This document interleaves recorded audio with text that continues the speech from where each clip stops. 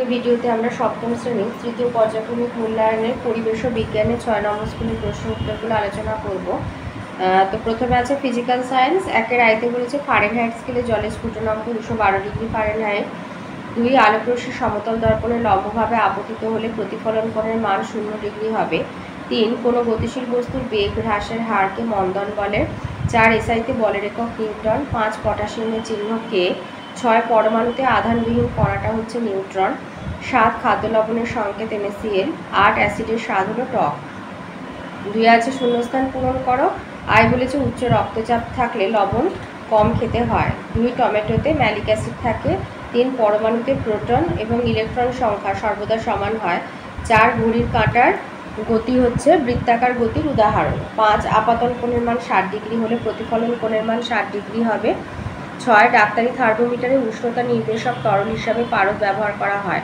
3 আছে স্তম্ভ মেলানো। আয়তে ভৌত পরিবর্তন হবে। ডি পদার্থের অবস্থার পরিবর্তন। 2 সর্বদাই সমান হবে F আপাতন আর প্রতিফলন কোণের মান। 3 আছে ত্বরণ মিটার পার সেকেন্ড স্কোয়ার। 4 বেগ হচ্ছে B metre per second. 5 polonium হলো C পোল্যান্ড। 6তে প্লুটোনিয়াম G প্লুটো।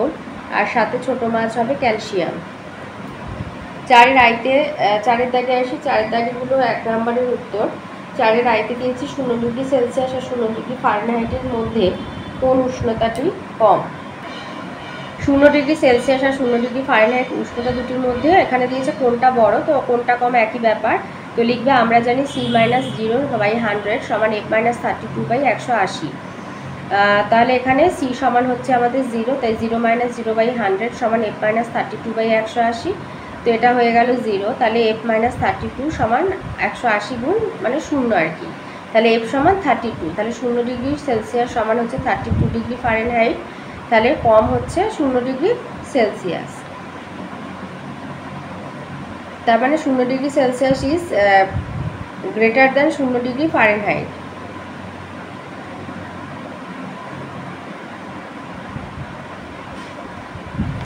তাহলে বলেছে কোনটি কম, তাহলে 0 ডিগ্রি ফারেনহাইটটা কম। এখানে 0 ডিগ্রি ফারেনহাইট বলেছে, এখানে 0 ডিগ্রি সেলসিয়াস মানে 32 ডিগ্রি ফারেনহাইট, তার মানে এর মানটা বড়। যদি ফারেনহাইটে নিয়ে যাওয়া হয় তাহলে এর মানটা বড় হবে। তো সেক্ষেত্রে 0 ডিগ্রি ফারেনহাইটের মানটা কিন্তু কম হবে। 0 ডিগ্রি ফারেনহাইটের মান কম, তাই জন্য 0 ডিগ্রি ফারেনহাইট উষ্ণতাটি কম হবে। দিয়ে দিয়েছে প্রতিফলন কয় প্রকার এবং কী প্রকার। প্রতিফলন হচ্ছে 2 প্রকার। এটা তোমাদের বইয়ের 28 পাতায় রয়েছে। নিয়মিত প্রতিফলন আর হচ্ছে বিক্ষিপ্ত প্রতিফলন।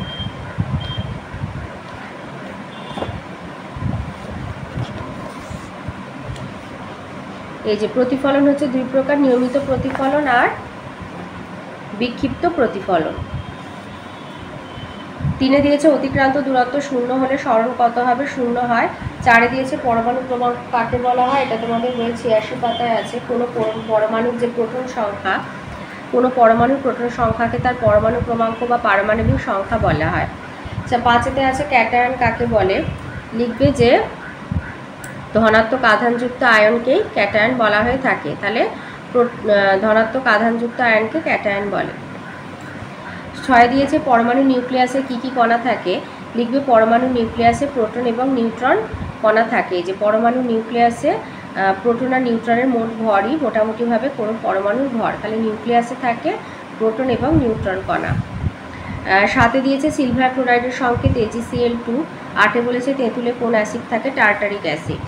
5 দাগে আসি। 5 আয়তে বলেছে আমরা খাওয়ার জন্য কত রকম লবণ ব্যবহার করে থাকি এবং কি কি। আমরা খাওয়ার জন্য 3 রকম লবণ ব্যবহার করে থাকি, এটা বইয়ের 122 পাতায় আছে। এই যে খাবার জন্য কত রকম লবণ ব্যবহার করি, 3 ধরনের, সৈন্ধব বা সামুদ্রিক লবণ। 2 হচ্ছে বিট লবণ বা রক সল্ট। 3 খাবার নুন বা টেবিল সল্ট। 3 দিয়েছে অ্যাসিড এবং ক্ষারের মধ্যে 2টি পার্থক্য লেখো। তো অ্যাসিড এবং ক্ষার, এখানে বইতে 3টে পার্থক্য আছে। তো লিখবে অ্যাসিডের স্বাদ সাধারণভাবে টক, ক্ষার হচ্ছে স্বাদে কষা। অ্যাসিড জলে ভেজানো নীল লিটমাসকে লাল করে, ক্ষার জলে ভেজানো লাল লিটমাসকে নীল করে। অ্যাসিডের জলীয় দ্রবণে হাইড্রোজেন আয়ন উৎপন্ন করে আর ক্ষার জলীয় দ্রবণে হাইড্রক্সিল আয়ন উৎপন্ন করে। তো যে কোনো দুটো লিখে দেবে। 3 দিয়েছে তুতে এবং নাইট্রিক অ্যাসিডের সংকেত লেখো। তুতে হচ্ছে কপার সালফেট CuSO4 আর নাইট্রিক অ্যাসিড HNO3। 4 দিয়েছে নিচের রাসায়নিক বিক্রিয়াগুলি কোনটি কোন ধরনের তা লেখো। তো 5-এর 4-এর এ হবে বিনিময় বিক্রিয়া আর বি হবে প্রতিস্থাপন বিক্রিয়া। 5-এ দিয়েছে কলিচুন কিভাবে প্রস্তুত হয় বিক্রিয়া সহ লেখো। এইটা লিখবে পাথুরে চুনের সঙ্গে জলের বিক্রিয়াতে কলিচুন উৎপন্ন হয়। তাহলে কলিচুন কিভাবে উৎপন্ন হয়? পাথুরে চুনের সঙ্গে, এই যে পাথুরে চুনের সঙ্গে জলের বিক্রিয়াতে কলিচুন বা ক্যালসিয়াম হাইড্রক্সাইড উৎপন্ন হয়। আর এই হচ্ছে বিক্রিয়া। পাথুরে চুন মানে calcium oxide CaO plus H2O CaOH2। 6 নম্বর প্রশ্ন বলেছে নিউটনের তৃতীয় গতিসূত্রটি লেখো। তোমাদের বইয়ের 79 পাতায় আছে। এই যে নিউটনের তৃতীয় গতিসূত্রের ধারণা সবাইগতি চ্যাপ্টারে এই যে প্রত্যেক ক্রিয়ারই সমান আর বিপরীতমুখী একটা প্রতিক্রিয়া বল আছে, এই যে 79 পেজে রয়েছে। সাথে দিয়েছে জার্ডের সংজ্ঞা লেখো। আর জার্ডের ধারণা নিউটনের কোন গতিসূত্র থেকে আমরা পাই। জার্ডও লিখবে, জার্ডের সংজ্ঞা দিতে বলেছে, লিখবে যে বাইরে থেকে বল প্রয়োগ না করা হলে কোনো স্থির বস্তু চিরকাল স্থির বা সমবেগে সরলরেখা বরাবর গতিশীল কোনো বস্তু চিরকাল ওই একই গতিতে একই সরলরেখা ধরে চলতে থাকে। স্থির থাকা বা একই বেগে চলতে থাকার এই ধর্মকে জার্ডও বলা হয়। এটা হলো সংজ্ঞা। আর জার্ডের ধারণা আমরা নিউটনের প্রথম গতিসূত্র থেকে পাই। 8-এ দিয়েছে আলোক বর্ণালীর 7টি রং কী কী। আলোক বর্ণালীর 7টি রং হচ্ছে বেগুনি, নীল, আসমানি, সবুজ, হলুদ, কমলা, লাল। এবারে আসি লাইফ সায়েন্সে। লাইফ সায়েন্সে 1-এর আইতে বলেছে লোহিত রক্তকণিকার হিমোগ্লোবিনের কাজে কোন ধাতুর আয়ন অপরিহার্য? আয়রন। 2 সাইবেরিয়ার বাঘের অস্তিত্ব সংকটের প্রধান কারণ বাসস্থান ধ্বংস হওয়া। 3 মিনামাটা রোগের জন্য দায়ী ধাতু পারদ। 4 চুল, নখ, চামড়া এবং পেশির অপরিহার্য উপাদান হচ্ছে প্রোটিন। 5 কলেরা ব্যাকটেরিয়া ঘটিত রোগ। 6 কালাজ্বর রোগের বাহক পতঙ্গ হলো বালিমাছি। 7 কোনটি গ্রিনহাউস গ্যাস? মিথেন। 8 আইসক্রিমে ভেজাল হিসাবে মেশানো থাকে ক্যারামেল। 2 আছে স্তম্ভ মেলানো, খেসারির ডাল হবে সি, ল্যাথারিজম। 2 চাউমিনে হবে ডি, আজিনোমোটো। 3 বিশুচিকা হবে এ, কলেরা। 4 CFL বাল্ব হবে ই, পারদ। 5 প্রোটিন হবে বি, ম্যারাসমাস। 3 আছে শূন্যস্থান পূরণ করো। আইতে বলেছে সবুজ গাছের খাবার তৈরির সময় আমরা যে গ্যাস পাই তা হলো অক্সিজেন। 2 গয়টার হলো আয়োডিনের অভাবজনিত রোগ। 3 ভেজাল সর্ষের তেল খেলে ড্রপসি রোগ হয়। 4 প্রবাল বা কোরাল হলো নিডেরিয়া পর্বভুক্ত প্রাণী। আর 5 কলেরা টাইফয়েড জলবাহিত রোগ। 4-এর আইতে দিয়েছে দুটো তেজস্ক্রিয় পদার্থের নাম লেখো, ইউরেনিয়াম আর প্লুটোনিয়াম। 2-এ দিয়েছে তেলে বা ফ্যাটে গুলে যায় এমন ভিটামিনের নাম লেখো। এটা বইয়ের 154 পাতায় আছে, ADEK। 3-এ দিয়েছে ভিটামিন এ এবং ডি এর একটি করে কাজ লেখো। তেলে বা ফ্যাটে গুলে যাওয়া বা ফ্যাটে দ্রাব্য ভিটামিন হচ্ছে ADEK। আর ভিটামিন এ আর ডি এর একটা করে কাজ। ভিটামিন এ হচ্ছে চোখ, চামড়া, হাড়, দাঁত এবং খাদ্যনালীর গঠন ঠিক রাখতে সাহায্য করে। আর ডি হচ্ছে হাড় ও দাঁতের স্বাভাবিক গঠন ঠিক রাখে। 4-এ দিয়েছে H5N1 কি আর হুয়ের সম্পূর্ণ নাম লেখো। আচ্ছা, লিখবে যে H5N1 হচ্ছে পাখিদের এক ধরনের ইনফ্লুয়েঞ্জা ভাইরাস। এটা একটা ইনফ্লুয়েঞ্জা ভাইরাস যেটা পাখিদের হয়। আর পাখির হাতে আক্রান্ত হলে বার্ড ফ্লু বলে তাদের একটা রোগ হয়।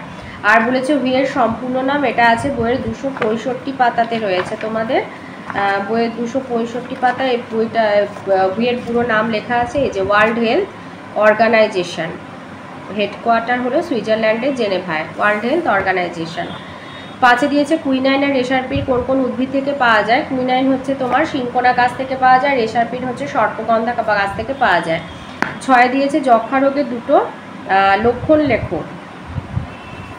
যক্ষা রোগের দুটো লক্ষণ। যক্ষা রোগের এই যে যক্ষা রোগের লক্ষণ হচ্ছে এক নাগারে জ্বর, কাশি আর থুতুর সঙ্গে রক্ত পড়া। এক নাগারে জ্বর আর ওই থুতুর সঙ্গে রক্ত পড়া, ওই দুটো দেবে।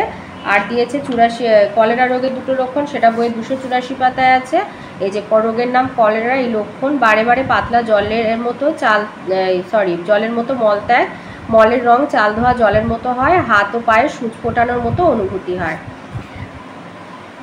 5-এ আসি। 5-এর আয়তে দিয়েছে ব্যাকটেরিয়া 3টি উপকারী ভূমিকা লেখো। এটা তোমাদের বইয়ের 297 পাতায় রয়েছে। এই যে কিছু কিছু ব্যাকটেরিয়া উপকার করে, যেমন হচ্ছে 1 হচ্ছে 3টে উপকারিতা লিখতে বলেছে। লিখবে দই এবং বিভিন্ন দুগ্ধজাত খাবার তৈরিতে আমরা ল্যাক্টোব্যাসিলাস ব্যাকটেরিয়ার সাহায্য নিয়ে। এটা একটা। 2 হচ্ছে স্ট্রেপ্টোমাইসিস ব্যাকটেরিয়ার কয়েকটি প্রজাতি থেকে জীবনদায়ী নানা রকম ওষুধ আমরা পাই।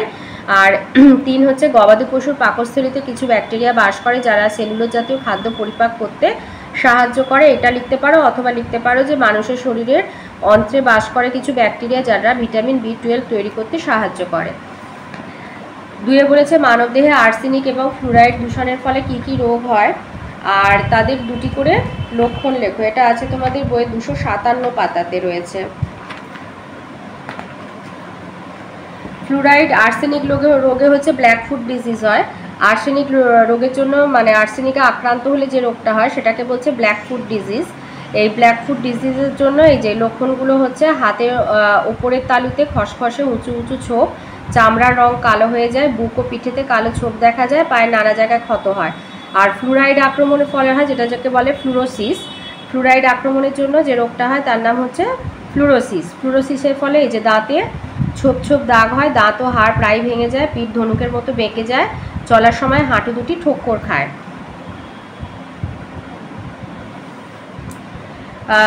3 দিয়েছে 4টি বায়োডাইভার্সিটি হটস্পটের নাম উল্লেখ করো এবং তাদের অবস্থানগুলো লেখো। এটা আছে তোমাদের বইয়ে 236 পাতায়। বলেছে 4টি বায়োডাইভার্সিটি হটস্পট। এই যে 4টি বায়োডাইভার্সিটি হটস্পট, একটা হচ্ছে পূর্ব হিমালয়, 2 হচ্ছে পশ্চিমঘাট পর্বতমালা শ্রীলঙ্কা, 3 ইন্দো বার্মা, 4 সুন্দাল্যান্ড। তাহলে পূর্ব হিমালয়ের এবার বলেছে তাদের অবস্থান। পূর্ব হিমালয়ের মানে সিকিম, দার্জিলিং, ডুয়ার্স, তরাই অঞ্চল। আর 2 হচ্ছে পশ্চিমঘাট পর্বতমালা শ্রীলঙ্কা, ভারতবর্ষের পশ্চিম উপকূল বরাবর ঘন অরণ্যে ঢাকা পাহাড়ি অঞ্চল। 3 হচ্ছে ইন্দো বার্মা, উত্তর পূর্ব ভারতের রাজ্যসমূহ যেমন মেঘালয়, অরুণাচল প্রদেশ। 4 হচ্ছে সুন্দারল্যান্ড, ভারতের আন্দামান নিকোবর অঞ্চল। আচ্ছা, 4 দাগে আসি। বলেছে কোন ভিটামিনের অভাবে মাড়ি থেকে রক্ত পড়ে। এটা হচ্ছে ভিটামিন, এই যে এইটা ভিটামিন সি। মাড়ি থেকে রক্ত পড়ে কোন ভিটামিনের অভাবে? Vitamin C. পেশি সংকোচনকে স্বাভাবিক রাখে কোন খনিজ মৌল? ক্যালসিয়াম। আর অন্ধত্ব কোন ভিটামিনের অভাবে হয়? Vitamin A. 5 দিয়েছে তোমার পাঠ্যপুস্তকে উল্লেখিত কোন মশা কি কি রোগ ছড়ায় তা লেখো। এটা আছে তোমাদের বইয়ে 291 পাতায় রয়েছে। কোন মশা খালি বলেছে কি কি রোগ ছড়ায়। মশা হচ্ছে 3 প্রকারের, অ্যানোফিলিস, কিউলেক্স আর এডিস। এই যে অ্যানোফিলিস মশা হচ্ছে ম্যালেরিয়া রোগ ছড়ায়, অ্যানোফিলিস মশা ম্যালেরিয়া রোগ ছড়ায়। কিউলেক্স মশা গোদ বা ফাইলেরিয়া আর এনকেফেলাইটিস রোগ ছড়ায়। আর তোমার এডিস মশা হচ্ছে ডেঙ্গু, চিকুনগুনিয়া রোগ ছড়ায়।